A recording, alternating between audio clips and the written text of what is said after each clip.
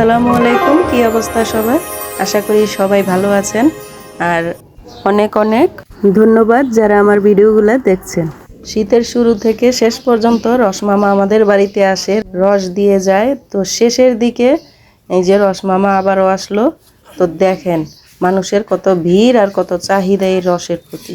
কেউ বা বালতি, কেউ বা পাতিল, আর কেউ বা বয়ম, যা পারে মানে রস ভর্তি করে রেখে দেয়, খেজুরের রস। আর শীতও যেহেতু শেষের দিকে, তো আর মামাও আসবে না, এর জন্য আমরাও রেখে দিলাম। শুধু আজকেই না, আমাদেরও রাখা হয় রস আর খেজুরের গুড় মিলিয়ে প্রায় অনেকটুকুই রাখি। এই যে এখন আমি খেতে টাটকা টাটকা ফুলকপি এইটা নিছি। ফুলকপির তরকারি রান্না করব আর ভাজি করব, ফুলকপির শাক।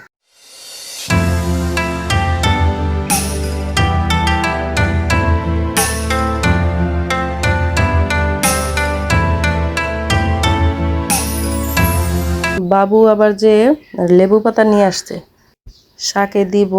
লেবু পাতা দেওয়ার উদ্দেশ্য হলো সুন্দর একটা ঘ্রাণ হয়। তো এখন আমি রান্না তো বসাবো, তার আগে আম্মাকে একটু সালাদ করে দিতেছি। আম্মা তো 3 মাস ধরে ভাত খায় না, শুধু শুধু সবজি খায়, সালাদ খায়, ডাক্তারের মানা ভাত। বাচ্চাদের এখন আমি নুডলস রান্না করে দিতেছি, ওরাও নুডলস খাবে।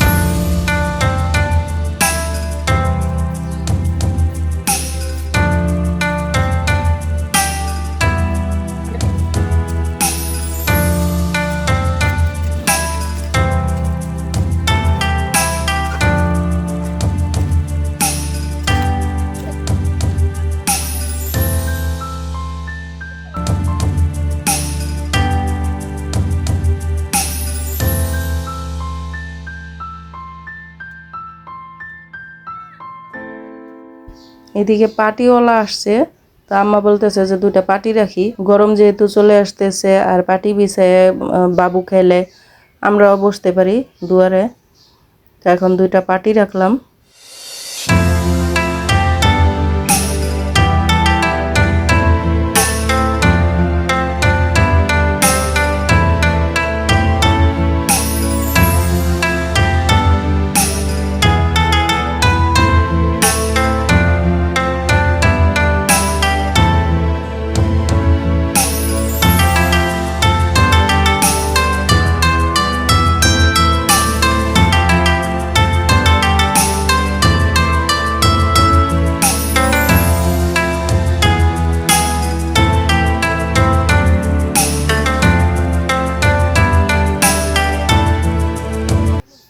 আর এখন বিকেলবেলা, আর বিকেলবেলায় দেখেন দইওয়ালা চলে আসছে, বগুড়ার বিখ্যাত দই। ছোট উঠলে বড় জান দই খান আগে খাইতে দেন না বদনে ভালো দেয় বদনে মালা পাবেন দেখেন তো চুল টুল গুন্ডি হন পরে দিয়ে রাখছি। এখান থেকে আমি 2টা দই নিলাম, যেহেতু বগুড়ার দই, এর জন্য আমার কাছেও ভালো লাগছে, তো 2টা দই নিলাম। তো আজকে এই পর্যন্তই, আপনারা সবাই ভালো থাকবেন, আর ভালো লাগলে ভিডিওগুলো অবশ্যই দেখবেন। তো আল্লাহ হাফেজ।